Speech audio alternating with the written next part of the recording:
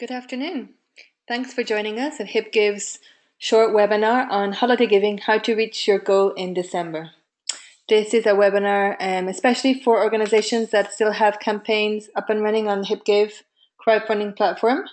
We know that some of you have already reached your goals and had a great Giving Tuesday, so well done, congratulations.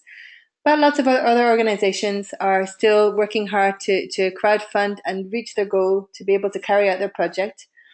And this is a short and practical webinar to share some ideas about how to really keep your campaign alive during December and reach that finish line and crowdfund your project 100%.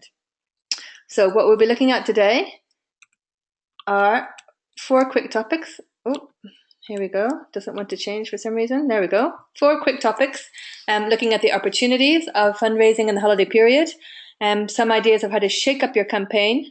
Then we'll be looking at the best gift ever, how to make sure that you can give a gift to your donors in some way or another. We'll be talking about that concept of donor satisfaction and donor-centered campaigns. And finally, some tips about how not to let your guard down so that you can make it through to the end of the year and reach your fundraising and your crowdfunding goals.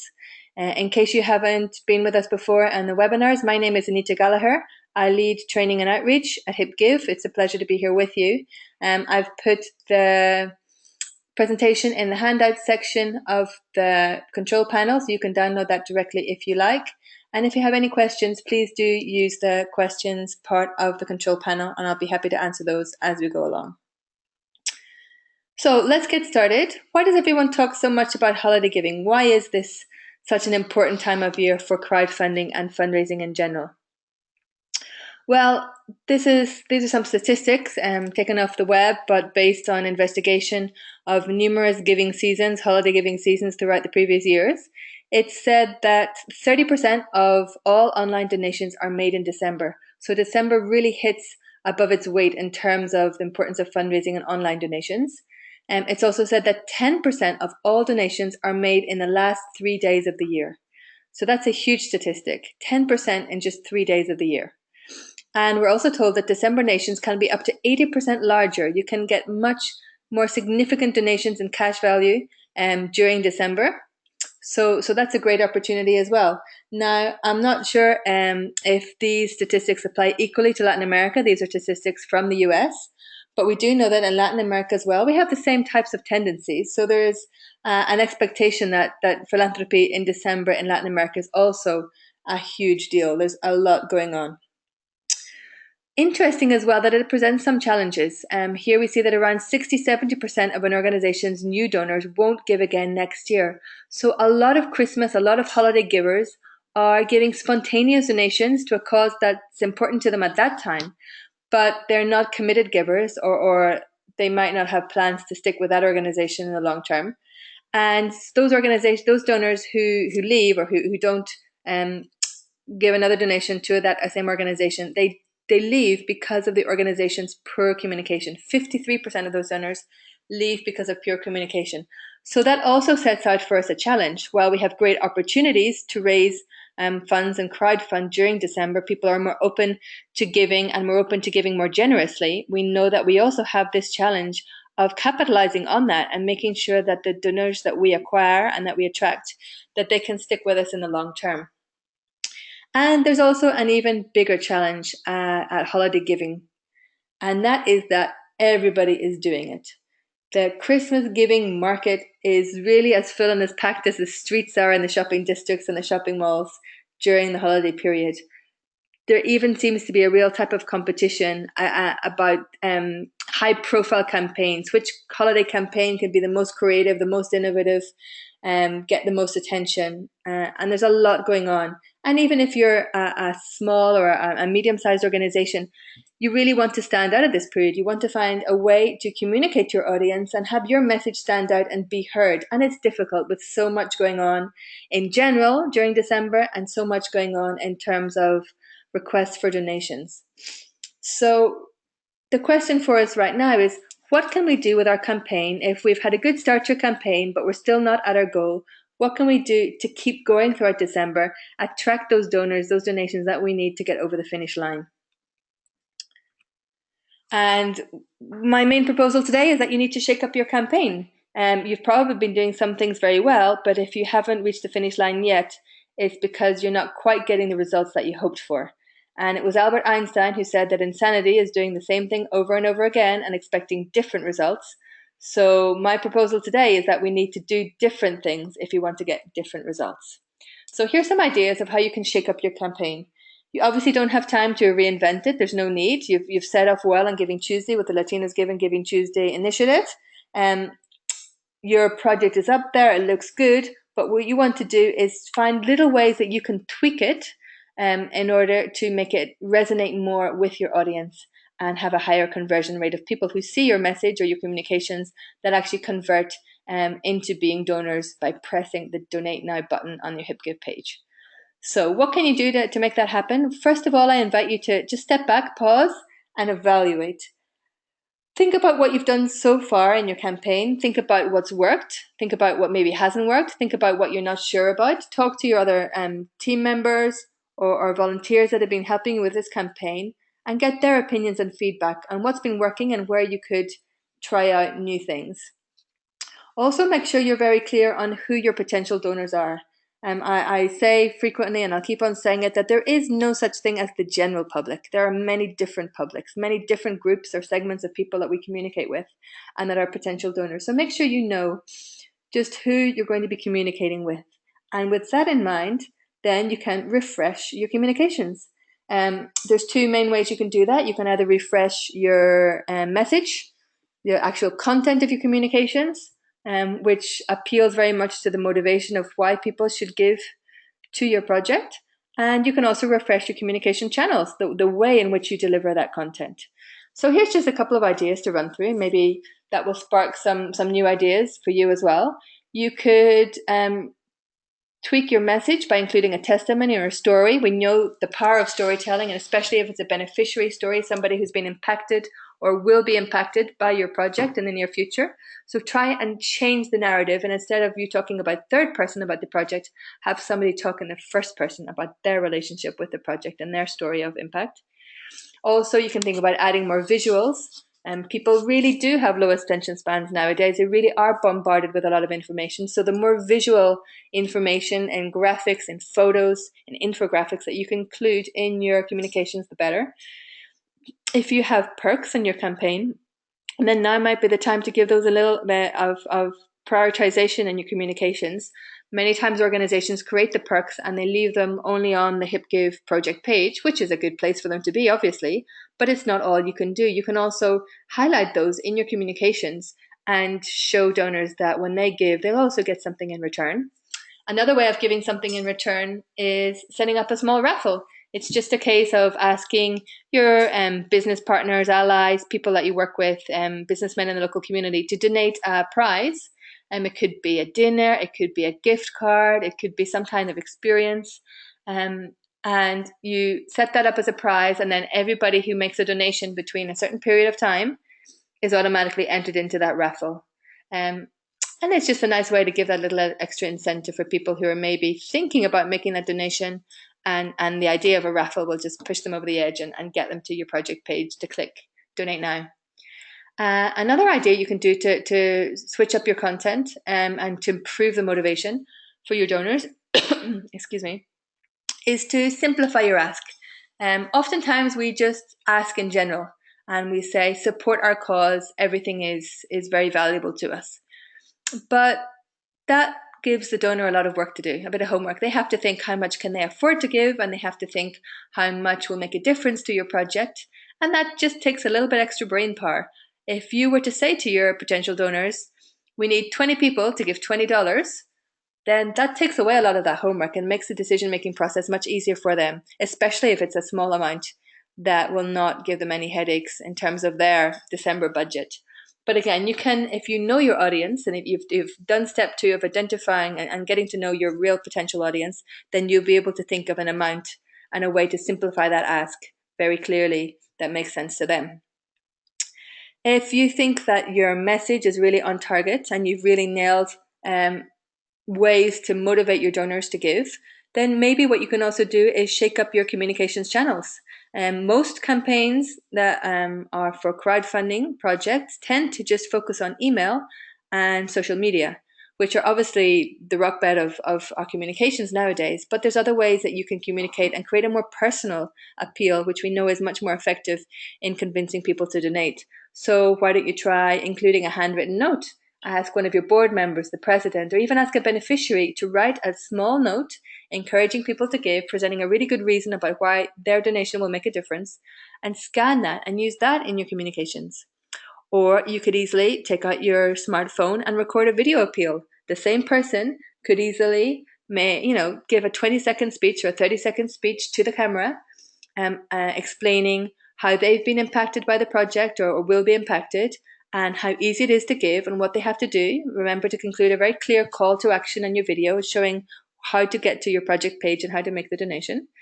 And again, it doesn't take a lot of time, but it really does create a one-to-one connection with your donors when they see somebody talking to them on a video on their screen in front of them.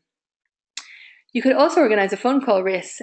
We've heard numerous times from organizations that this really is effective, that when you have a list of potential donors, you can split it up into different groups and spread it out throughout all the staff in the office, and they each have to make a certain number of phone calls to try and encourage the donors to make a gift to the campaign. This can be done with an institutional list of donors, or it can be done just when everybody has to use their own networks and their own contacts of friends and family and professional contacts. So you can organize it whichever way you want. But again, we do know that phone calls are a really effective way of encouraging people to give because of the personal level of the contact. So if you need to, you can write up a short script or a couple of talking points, but really try and make sure it's a friendly conversation when you're making those phone calls and with a clear call to action. And finally, if you haven't done it before, now's a really good time to start experimenting with paying for promotion in Facebook.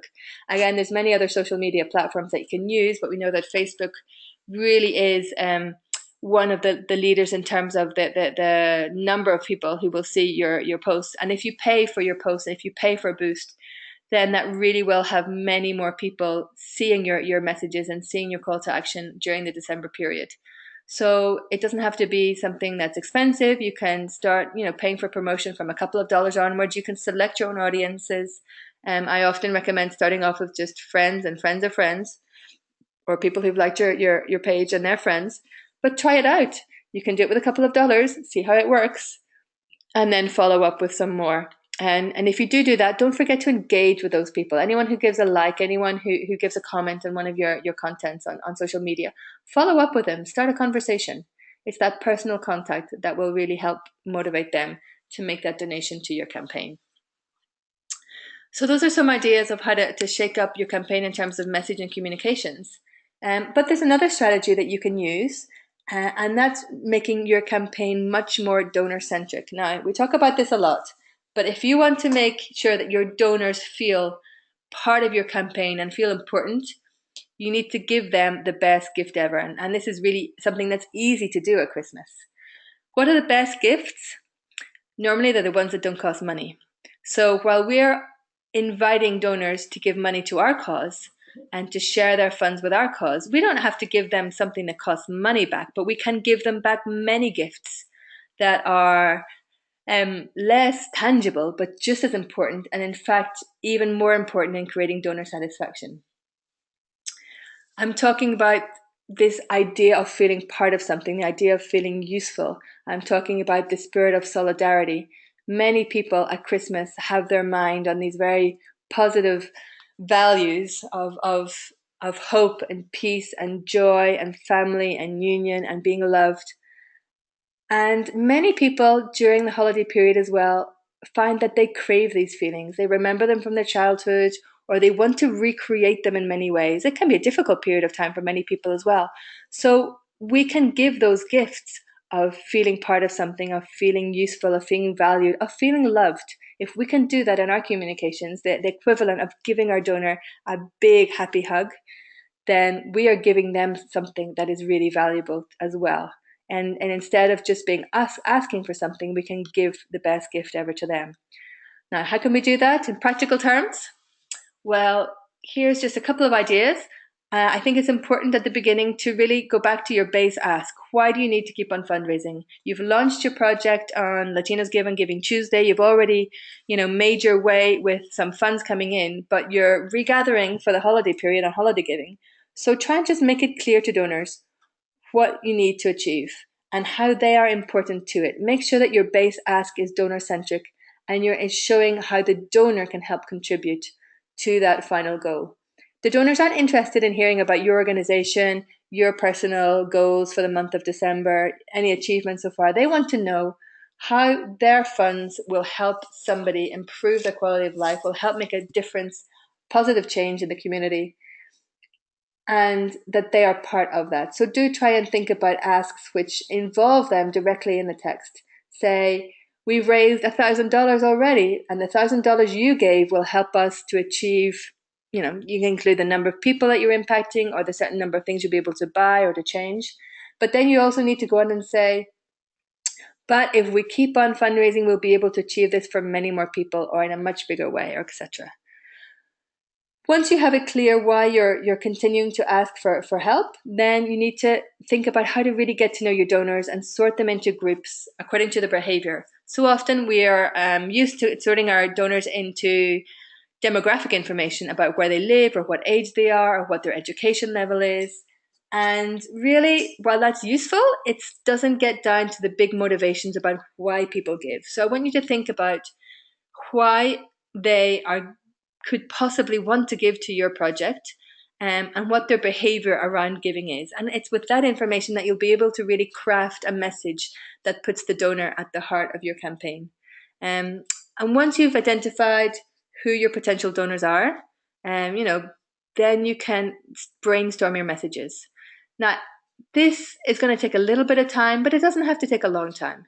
Maybe just take an hour, 2 hours, sit down with some of your team members and just brainstorm what you could say. Try and be creative. Try and think in different ways that you've done before. Again, trying to think of new ways to do things in order to get new results. And once you've got a lot of ideas about different messages that play on these gifts of feeling part of things and making a difference in the world, and being loved and respected and honored, those are the types of things that you can integrate into your messages that will bring satisfaction to your donors. So once you find messages that you're happy with, then include them in your communications and start building that personal relationship with your donors. I did a little exercise with an organization, and I've put it on the screen here, some of our suggestions that we came up with in a very quick brainstorming session. So you'll see in italics the different types of donor motivations or different types of donors. And on the right, then the different types of messages that you could include in your campaigns or in your communications for your campaign. So for example, if you have very business-minded donors, and they're obviously wanting to capitalize on the fact that their donations are tax deductible, you need to spell that out clearly in your communications, and say that your donations will be subject to a tax deductible receipt. In fact, all of the donations made on HipGive, the second thank you email that donors receive is valid for tax deductibility purposes in the US. So if you think your donors are going to value that, and of course that it really is what drives so much of December giving before the tax year runs out, then make sure that's clear in your messaging. You also might have donors that are negotiators. They want to make sure that something's in it for them. They might not say that to you directly, but they're also always looking for a little bit of personal benefit, even when it comes to making a charitable gift. So what you can point out to them is, well, you give us your gift, but we'll also give you a gift too. You'll get a gift too. Now that gift might be some of the perks that you've already outlined in your project, or it might be just a very personalized thank you picture or message, or it could be something more intangible, like we said, about a feeling or a sensation. But do try and spell it out to them. Spell it out that they will benefit too from having made this gift to your project. If you think you have shy donors, those donors that are timid or cautious and they don't have a high spending power, and they're worried that their donation might not matter, well then do spell that out for them too, that it doesn't matter how much you give, that every dollar will make a difference. It's important to point out that even $5, $10 upwards can help your campaign, and that every dollar counts. Sometimes we come across busy donors, people who have so many different activities going on that they make a mental note that they say, I do want to commit to this campaign. I do want to make a gift. And then somehow they just never get round to it. So a message for them would be something like, donating online is quick and secure. We want to point out to them that this is something that they can just do and then scratch off their to-do list. Maybe the to-do list is the real hook that you want to include in your communications, because it causes a lot of great satisfaction when we're able to stroke things off our to-do lists. So point out how quick and easy it is to donate online to those people. Another type of donor is the guilty one. I mean this in the way that so many people nowadays, we have such a high quality of life, and yet we're sensitive to what's happening around us. And we sometimes feel that sense of justice and injustice in the world, that things are not fair, that some people have and some people do not. And it makes us feel a little guilty about what we do have. And without going too far, I think that's a sentiment that we can really tap into in our holiday giving communications. Giving donors the option, an easy way to share with the others, an easy way to overcome that guilt, which they can do by being generous. So a message, for example, as you shop for your family, you can help, why now, another person to provide for her family, showing that it is easy to share with others this Christmas. And finally, if you're a mother or a father, if you're a family person, then giving is a great way to give an example to our children about how to show solidarity and generosity and sharing. And you could use that message. In my case, for example, I have 2 young children, and I know that I'm always looking for opportunities to show our children how we give back to the community and involve them in that process. So that can be a really powerful message for parents during the holiday giving period. So there's just, a couple of different ideas. Obviously, you can be creative. You should brainstorm and come up with as many different possible messages as you can. Talk to other people in your office about which one they think would work the most with different groups of people. You don't just have to put out one communication for your holiday giving campaign for Hip Give. You can send out many communications, and you can try different messages, and you can segment different messages for different groups of potential donors. So do play around with it. But whatever you do, make sure that you're putting the donor at the center of this process. You have a great project to do, and you have the know-how and the means and the contacts to get that project carried out in the community to make a difference. But you need your donor to provide the funds in order to do that. So make sure the donor feels very part of that process and give them the gift of feeling important. Another way that we can do that, and a very powerful way, is sharing stories, creating empathy, and creating personal connections with our donors. So if you have another 5 or 10 minutes, I would invite you to sit down and ask yourself, what does Christmas mean to you? Christmas means many things to many people, but there are lots of key words that are floated around at this time of year in the holiday season, and peace, love, happiness, hope. Wouldn't it be great if you could find a way to link your campaign to those key words, key concepts, and show that what we're feeling about the holiday period can be lived out in action through a donation? So try and use those keywords of what Christmas means to you and your audience in your campaign. And also, you could try telling a story. Now, many people still feel inhibited about telling personal stories, those personal stories that will create a connection, that will create empathy. So I just wanted to share with you briefly an example of such a story that was written by Diana Campoamor, who's the president of Hispanics in Philanthropy. And in the run-up to Latinos Give and Giving Tuesday, this was a short article that was published in the Huffington Post. So here you can see, here we go, Latinos Give on Giving Tuesday, Diana Campoamor, president of Hispanics in Philanthropy. And let me just read you the start of the article. Diana says, when I was 9 years old, I visited my uncle's farm in Cuba and played with the children of farm workers. After returning home from Havana at Christmas, I wrote a letter to the Tres Reyes Magos, the 3 kings who brought gifts for newborn baby Jesus. In my letter, I included a list of Christmas gifts for myself and one for children from the farm. I was delighted when the presents arrived. Then I asked my mother if my playmates would get theirs too. She answered no and explained that poor children didn't usually get gifts from the 3 kings. The realities of inequality dawned on me, and I knew I wanted to find a way to change that unfairness. So with this example, you can see in 2 short paragraphs how Diana shares something very intimate, very personal from her past, a Christmas memory, and how that's related to her work today. So I would invite you to think of a way in 2 short paragraphs how you can explain what Christmas means to you and how that is relevant to the funds that you need to raise to carry out your project, and how that is relevant to the impact that your project will make. And by creating that personal connection, it's much more likely that we really will be able to attract donors to join with us and support the campaign. Finally, the last piece of advice for reactivating your campaign and making sure you get to that finish line during December is don't let your guard down. It's a really busy period of the year. There's so much going on. There's so many things to organize. Our own to-do list in the organization is probably huge and gets bigger by the day with all the things that we want to get completed before the end of the year. But you have lots of different ways to make sure that you can still make the most of the opportunities for holiday giving. There's so much going on that you want to get organized, and don't let a day pass when you're not actively promoting your Hip Give crowdfunding campaign, because that's the only way you're going to get to the finish line and reach your goal. So what can you do in practical terms? First of all, it's really important to plan. Plan your communications and plan your customer care.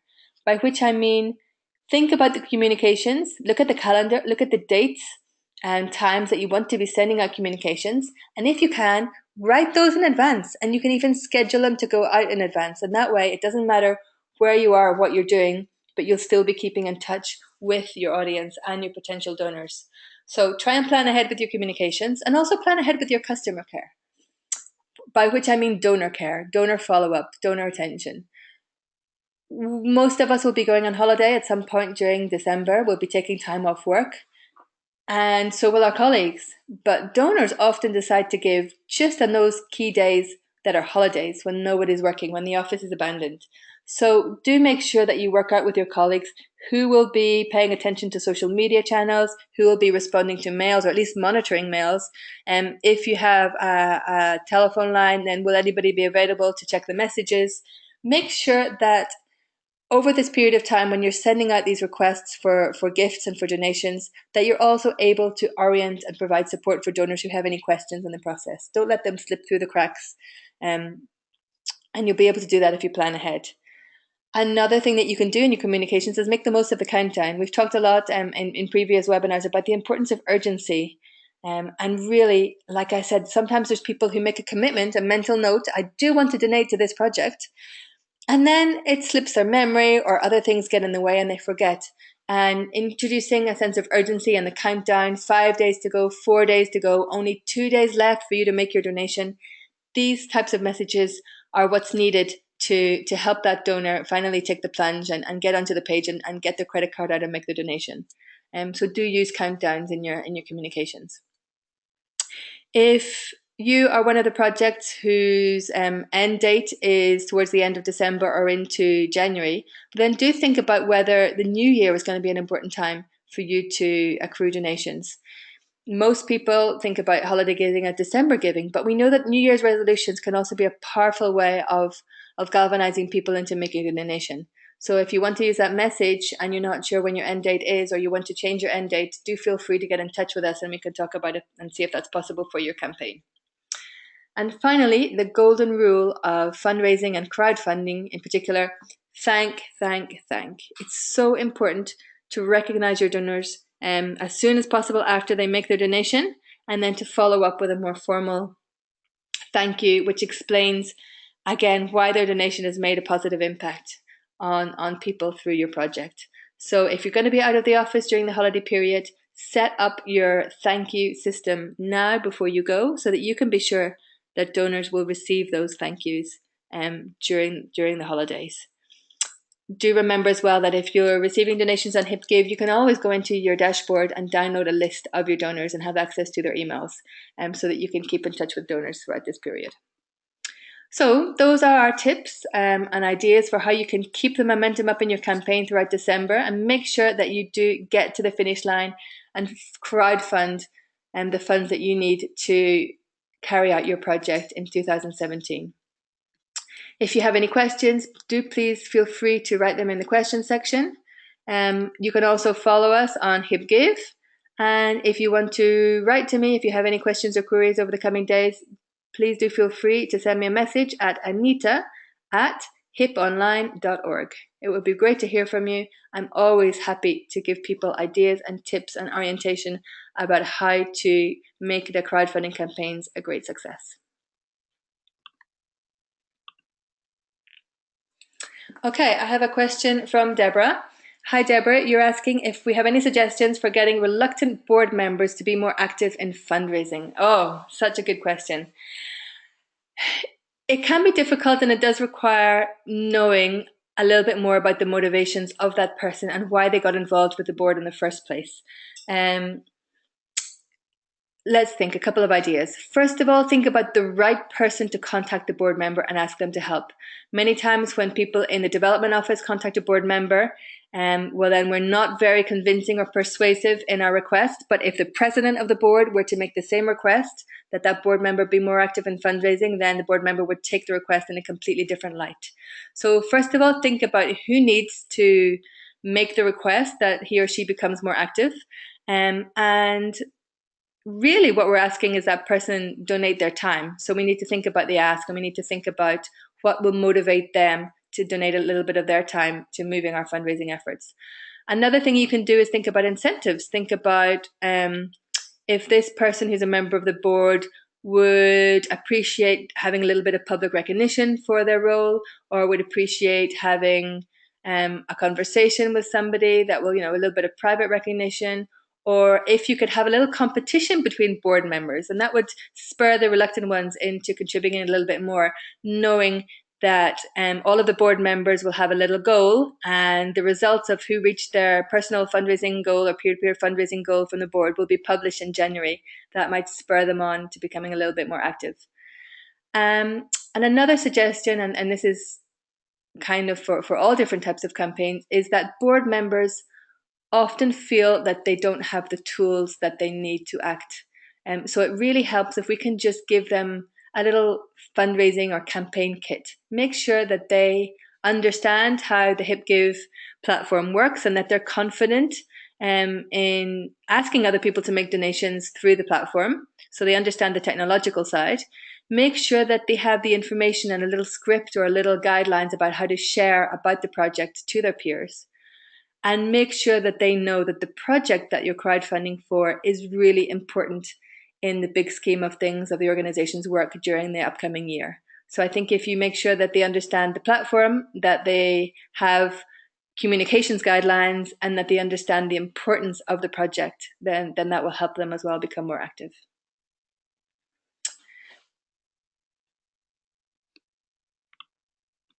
Okay, I don't know if we have any more questions. Everyone seems to be a bit quiet this afternoon. In which case, let me just say thank you very much for joining us. We've loved having so many different and varied projects on the platform this year end. We're very excited and happy to help you in any way. So do get in touch with us if you have more questions or queries. We'll be happy to help, and we wish you happy holidays and all the best with your holiday fundraising. Thank you very much. Have a great afternoon.